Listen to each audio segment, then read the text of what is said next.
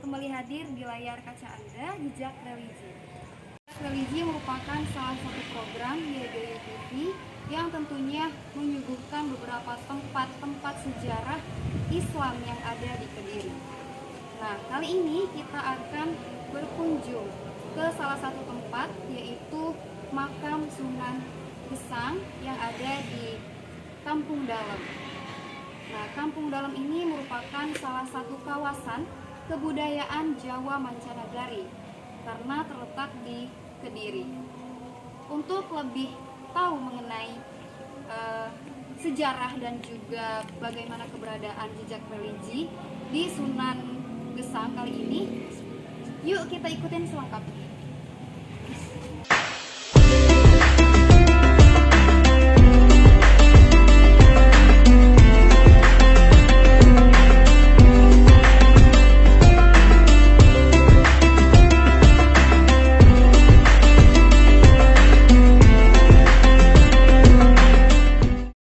Baik, terima kasih. Di samping saya telah hadir narasumber salah satu keluarga atau keturunan dari Sunan Gesang, yakni Gusnum Adi Kusuma. Selamat pagi, Pak. Selamat pagi. Bagaimana kabarnya, Bapak? Alhamdulillah baik, sehat ya. Sehat. Ini Pak, langsung saja ya. Soalnya saya sudah penasaran bagaimana awal mulanya berdiri situs Sunan Gesang ini. A'udzu billahi minasyaitonir rajim. Bismillahirrahmanirrahim. Assalamualaikum warahmatullahi wabarakatuh. Waalaikumsalam. Alhamdulillahi rabbil alamin. La haula wala quwata illa billahil aliyyil azim. Hasbiyallahu la ilaha illa huwa alaihi tawakkaltu wa huwa rabbul arsyil azim. Asyhadu an la ilaha illallah wa asyhadu anna Muhammadar Rasulullah. Allah wahdahu la syarika lahu, Muhammadun abduhu wa rasuluh. Haqqullah rahmatullah ridha Allah. Haqqullah rahmatullah ridha Allah. Allahumma sholli wa sallim wa barik ala sayyidina Muhammad wa ala alihi wa sahbihi ajma'in, amma ba'du. Puji syukur kehadirat Allah Subhanahu wa taala yang mana melimpahkan berkah rahmat hidayah, keimanan, keislaman, kesehatan, keistiqomahan kepada kita semua, sehingga kita bisa bertemu pada pagi hari ini, pagi yang mulia, yaitu pagi hari Jumat. Semoga pertemuan pada pagi hari ini membawa berkah, membawa manfaat di dunia sampai yaumil akhir. Allahumma amin. Shalawat salam tertuju ke baginda Nabi Rasul Muhammad SAW. Semoga syafaat yang kita harapkan selalu tercurahkan kepada kita semua, keluarga, generasi keturunan kita, dan semua umat Rasulullah di dunia, wabil khusus nanti di yaumil qiyamah. Allahumma amin. Alhamdulillah.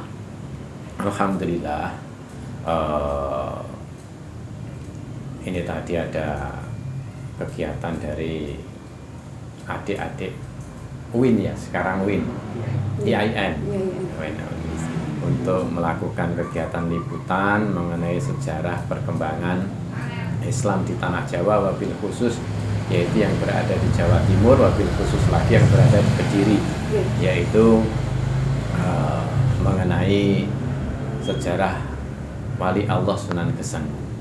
Awal mula Sunan Gesang itu pada era perjuangan syiar Majelis Wali Songo.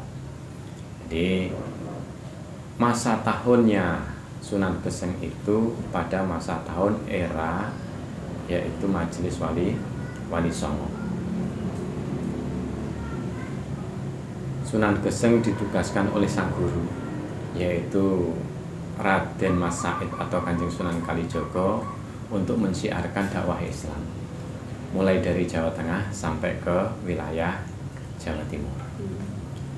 Dilakukan untuk menebarkan ajaran rahmat, yaitu ajaran Islam, dinul haq rahmatan lil alamin, yaitu mengajarkan kepada leluhur-leluhur kita yang pada saat itu masih banyak yang beragama Hindu, Sunan Gesang syiar untuk mengajarkan agama rahmat, yaitu dengan penuh kasih sayang. Singkat cerita, dari Jawa Tengah, mulai sebelum berdirinya Demak, berakhirnya Majapahit akhir, sampai setelah berdirinya Demak dan masa akhir beliau, yaitu berada di Jawa Timur, Kediri. Sejarah bisa sampai ke Kediri itu atas utusan dari sang guru untuk melakukan syiar dakwah. Makanya Sunan Geseng melakukan syiar dakwah dimulai dari wilayah Purworejo, Gerabak, Magelang. Itu asal dari Sunan Geseng.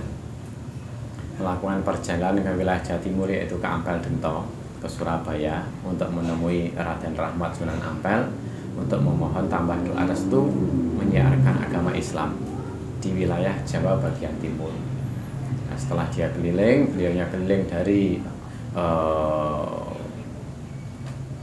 utara, terus akhirnya dia berkeliling wilayah selatan, sampailah yaitu pada daerah yang namanya Kediri ini, dan mensiarkan agama di Kediri, membuat padepokan atau pesantren di wilayah Kediri, desanya Kampung Dalem. Pesantrennya ada di sini, Pak? Pesantrennya ada di sini. Pesantrennya ada di sini. Masih nama pesantrennya nama beliau atau? Nama pesantrennya pada saat itu hanya orang dulu itu kalau membuat pesantren itu tidak seperti pada saat era sekarang, karena semua ada keterbatasan dan sebagainya. Pada saat itu yang penting memberikan suatu pemahaman tentang apa itu Islam. Jadi membuat orang berkumpul dulu. Makanya saya tadi menyebut padepokan. Kalau sekarang pesantren, padepokannya ya padepokan nama beliau, yaitu Padepokan Sunan Geseng. Padepokan Sunan Geseng. Ya, berarti awalnya Sunan Geseng ini bukan dari Kediri, ya? Bukan dari Kediri. Tapi berjalan terus sesuai utusan juga, atas utusan juga, beliau diutus untuk mensiarkan agama, untuk berdakwah, untuk bertablik, menyampaikan ajaran Islam kepada masyarakat umum yang pada saat itu masih banyak mayoritas yaitu beragama Hindu.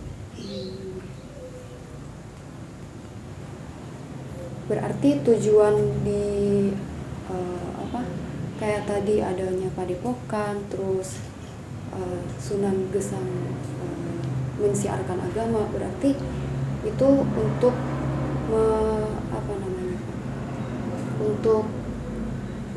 mengajak orang sini. Mengajak.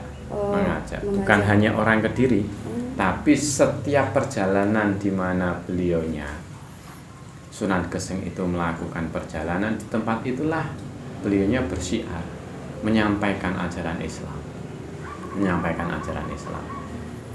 Jadi Sunan Geseng, para wali, para aulia itu perjalanannya tidak ada lain kecuali untuk menyampaikan ajaran Islam, untuk menyampaikan dakwah. Sampailah ke Kediri. Dan di Kediri membentuk padepokan yang intinya juga kalau sekarang yaitu membuat pesantren. Yang intinya yaitu juga mengajak masyarakat untuk memeluk ajaran Islam. Dan sampai saat ini padepokannya masih ada? Padepokannya sudah sekarang menjadi pendopo ini. Ini dulu wilayah padepokannya Mbah Sunan Geseng semua. Ini dulu wilayahnya leluhur saya. Ini mulai batasan-batasan semua ini dulu sampai jalan belakang itu, sampai jalan Sunan Geseng itu wilayahnya padepokannya Mbah Sunan Geseng. Dengan berjalannya waktu, dari leluhur kita itu akhirnya sedikit demi sedikit itu sudah beralih hak kepemilikan kepada orang lain karena dijual.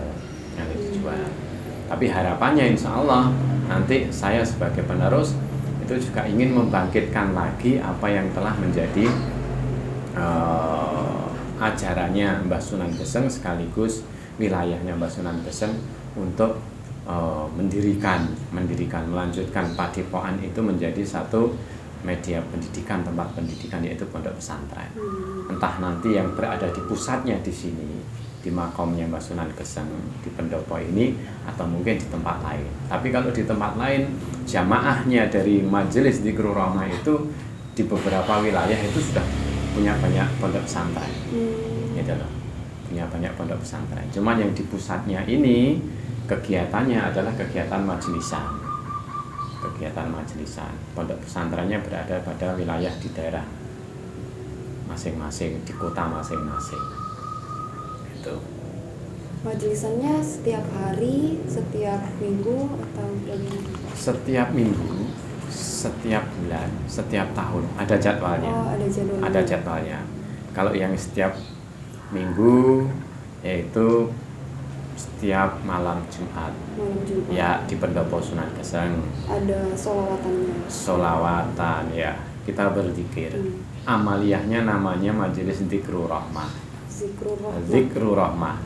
Dzikrur Rahmah itu sebagai kegiatan seperti apa yang disiarkan oleh leluhur saya, Mbah Sunan Geseng, yaitu menyampaikan Islam dinul haq rahmatan lil alamin. Islam itu disampaikan dengan penuh kasih sayang supaya apa? Masyarakat itu memiliki kesadaran di dalam bertauhid dan bersyariat. Nah, ajarannya Mbah Sunan Geseng namanya ajaran Syasahidan. Sasahidan. Sasahidan itu adalah mengislamkan orang yang pada saat itu masih beragama Hindu dan Buddha. Syahadat, dari syahadat. Syahadat, dari kata syahadat, Mbah Sunan Geseng mengajak orang bersyahadat itu namanya sasahidan. Isinya sasahidan yaitu adalah kewajiban seseorang telah masuk ke dalam agama Islam. Yaitu apa? Yes. Mulai sholat, mulai puasa, zakat, haji, gitu, berakhlakul karimah, itu isi-isi dari sasahidan. Nah, untuk melanjutkan perjuangan dari leluhur saya itu tentang sasahidan rahmatan lil alamin Islam, maka majelisnya Majelis Dzikrur Rahmah, yaitu majelis zikir yang berharap mendapatkan rahmat Allah. Supaya apa? Mendapatkan rahmat secara pribadi sebagai pengamal, keluarga, keturunan, dan lingkungan masyarakat secara umum. Untuk terakhir nih Bapak, bagaimana harapan kedepannya untuk tempat ini, untuk padepokan ini, untuk semuanya pokoknya? Yang jelas harapannya satu, sebagai sarana dakwah, sebagai sarana syiar meneruskan seperti apa yang diperjuangkan oleh leluhur mbah kita, yaitu Mbah Sunan Geseng atau Mbah Cokrojoyo. Ki Ageng Cokrojoyo, Mbah Sunan Geseng atau Mbah Cokrojoyo. Itu harapannya, itu saya sebagai penerus, yaitu meneruskan perjuangan syiar dakwah. Untuk yang kedua, semoga syiar dakwah yang dilaksanakan itu bisa memberikan manfaat kepada masyarakat secara luas, khususnya masyarakat Kediri umumnya secara luas, yaitu seluruh wilayah yang memang melakukan kegiatan keagamaan. Semoga diantaranya khususnya adalah jamaah Dzikrur Rahmah, Majelis Dzikrur Rahmah yang berada dimanapun wilayah itu mendapatkan kemanfaatan dari keberkahan menjalankan ajaran Islam. Ya. Baik Bapak, terima kasih untuk waktunya, untuk penjelasannya juga sangat bermanfaat dan juga mengedukasi teman-teman semua. Alhamdulillah. Semoga saja apa yang disampaikan secara singkat sebenarnya kalau mau mendapatkan penjelasan Sunan Geseng secara gamblang, nanti bisa hadir pada waktu acara haulnya Mbah Sunan Geseng. Saya akan biasanya waktu haul itu kan ada manakib, yaitu menjelaskan sejarahnya Mbah Sunan Geseng, dari mana belionya, itu loh, keturunan siapa, seperti apa ajarannya, gitu loh. Apa karomahnya, apa yang menjadi amalan-amalan auratnya beliau sampai diangkat menjadi wali Allah, itu saya sampaikan secara kurang lebih mendekati detail, mendekati utuh, gitu loh. Tapi kalau kondisi seperti ini, yang penting garis besarnya saja yang disampaikan, dan insya Allah itu pun juga sudah bisa menjadi tambahan edukasi atau pemahaman generasi muda mengenai Mbah Sunan Geseng atau Mbah Cokrojoyo. Ya, Mbah Cokrojoyo itu salah satu wali Allah yang ikut mensiarkan agama Islam era pada perjuangan masa siarnya Majelis Wali Songo, sebelum Demak berdiri sampai Demak berdiri. Terus beliau memiliki karomah. Karomahnya itu adalah karomah doa dadi tombo, donga dadi tombo. Doanya beliau mustajab, makbul. Jadi doa-doanya beliau itu bisa menjadi obat bagi masyarakat yang memang membutuhkan obat secara rohaniah dan obat secara zahiriyah. Jadi Mbah Sunan Geseng dulu itu kalau ada, dulu belum banyak dokter, belum banyak, kalau ada orang sakit datang ke tempat Mbah Sunan Geseng, didoain, insya Allah mendapatkan berkahnya Allah, bisa kesembuhan. Orang yang memiliki rasa istilahnya problematika hidup lah, bingung dan lain sebagainya, datang ke Mbah Sunan Geseng mendapatkan nasihat, diberi doa, insya Allah pikirannya bisa tenang, hatinya bisa lapang. Itu karomahnya Mbah Sunan Geseng. Satu namanya donga dadi tombo, doa yang menjadi obat. Seperti Al-Qur'an Al-Karim itu kan dawa. Al-Qur'an itu bisa menjadi obat, itu loh. Itu kalau barokahnya seorang wali, Al-Qur'an itu bisa dijadikan barokahnya untuk kepentingan umat dan masyarakat. Terus yang kedua, karomahnya adalah rezeki kaeloan. Karena beliau dulu waktu di Majelis Wali Songo sebelum Demak berdiri itu ditugaskan oleh Majelis Wali sebagai bendahara wali. Bendahara wali untuk pelaksanaan wisudanya Raden Fatah, putra Brawijaya, menjadi Sultan di Demak, kerajaan Islam pertama kali. Nah, terus pada waktu ditugaskan untuk menjadi bendahara wali itu, maka pada saat acara pelaksanaan dipanggillah Sunan Geseng atau Mbah Cokrojoyo itu untuk memenuhi kelengkapan-kelengkapan Raden Fatah diwisuda sebagai Sultan di Demak.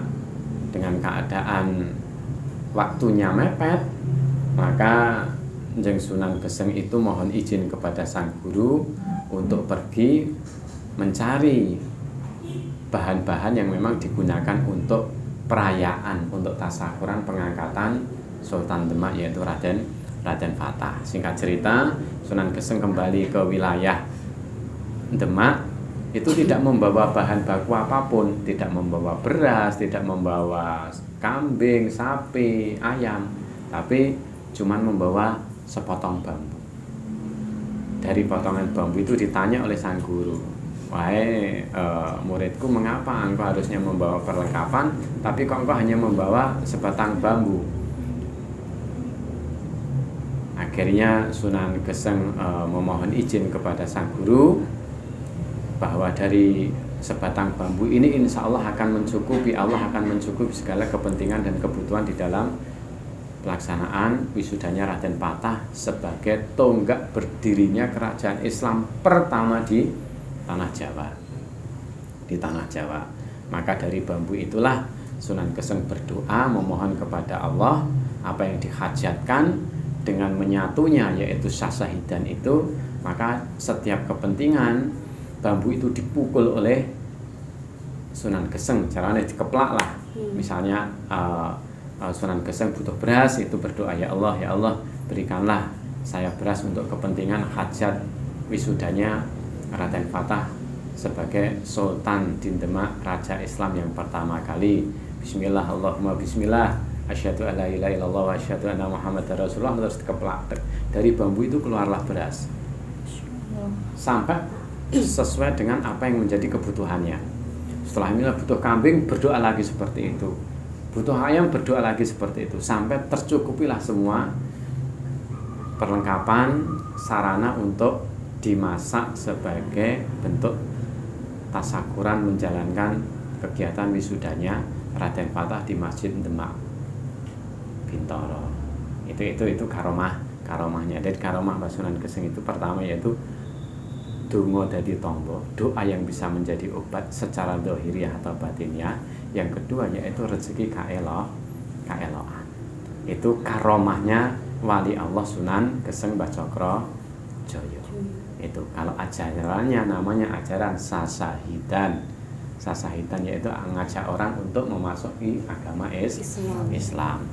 Terus isinya yaitu pertama itu menjalankan akidah dan syariat Islam.